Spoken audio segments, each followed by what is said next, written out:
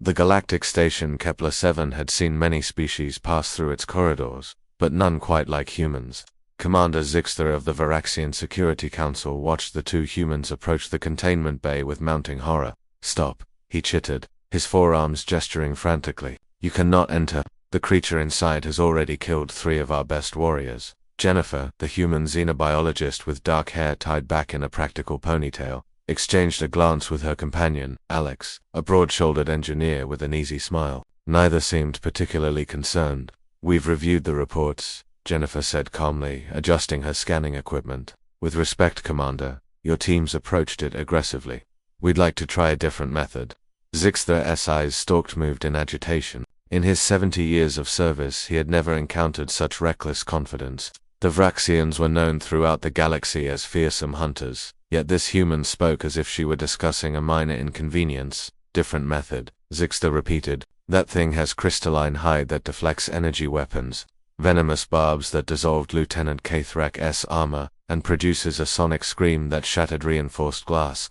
It came through an unstable wormhole 3 cycles ago, and we cannot allow it to." "Yeah, we read all that," Alex interrupted, pulling out what appeared to be dried meat from his pack. "Sounds like it's scared and defending itself. Probably disoriented from the wormhole transit too." "Scared?" Zixter couldn't comprehend this logic. "It is a predator, an apex killer from an unknown dimension." Jennifer smiled that peculiar human smile that never reached her eyes when she was focused. "Commander, everything's an apex predator until you understand it. On Earth, we learned to coexist with creatures that would terrify most of your species. Trust me." Against every instinct screaming in his neural network, Zixter authorized the entry. He had heard stories about humans, their bizarre tendency to pack bond with anything that moved, their irrational courage, their stubborn refusal to accept impossibility. Perhaps there was wisdom in their madness. The containment bay was a disaster. Scorch marks covered the walls, and the acrid smell of melted metal hung in the air.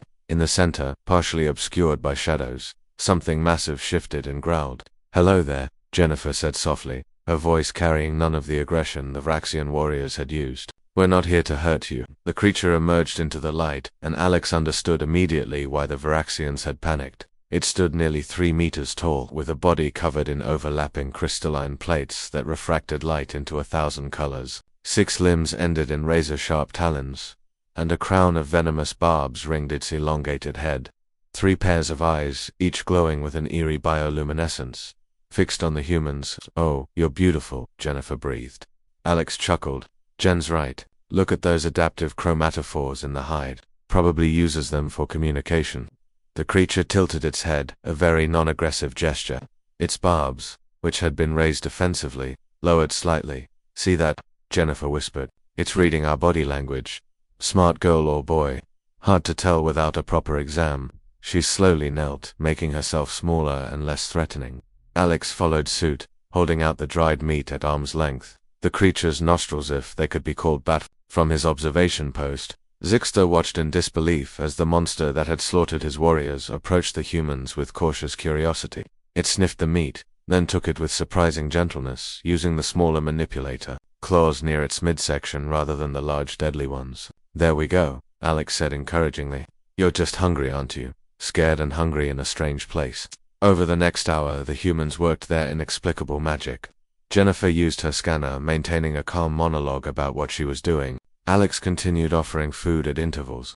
The creature, which they had started calling Fluffy, much to Zixter's confusion, began responding to their voices. Its aggressive posture melting away. "Carbon-based oxygen breather, omnivorous digestive system," Jennifer reported into her highly intelligent times, seeing complex vocalization patterns. "Commander, this isn't a mindless killer. This is a sentient being, probably juvenile given the size-to behavior ratio." "Juvenile?" Zixter felt his organs clench. "That is a juvenile." Alex laughed. "Commander, on Earth, we've got grizzly bears, great white sharks, saltwater crocodiles, all potentially deadly, all successfully studied and understood by humans. This one's just scared. Watch." He stood slowly, approached Fluffy, and in a move that made every alien watching gasp in horror, reached out and touched the creature's crystalline hide. Fluffy rumbled, a sound that rattled the observation windows, but didn't attack. Instead, the creature leaned into the touch. "I'll be processed as fertilizer," Zixter muttered. "They domesticated it in an hour."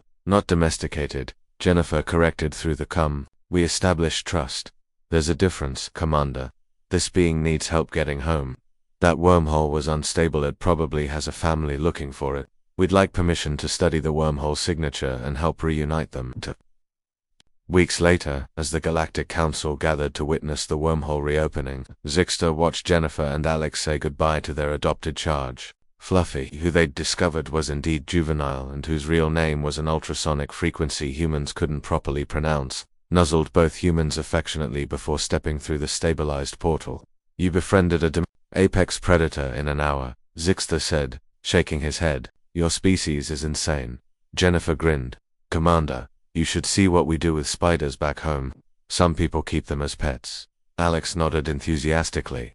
Wait till you hear about Australians. They swim in oceans with creatures that could kill them in seconds, and they call it fun. As the humans walked away, casually discussing adopting a cute crystalline horror from another dimension, Zixter made a note in his official report. Humanity's greatest strength is not their technology or their combat prowess. It is their unprecedented ability to look at the galaxy's most terrifying creatures and say, I bet I could be friends with that. We are fortunate they use this power for good. Recommendation: never let humans near the forbidden zones. They will absolutely try to pet whatever they find there.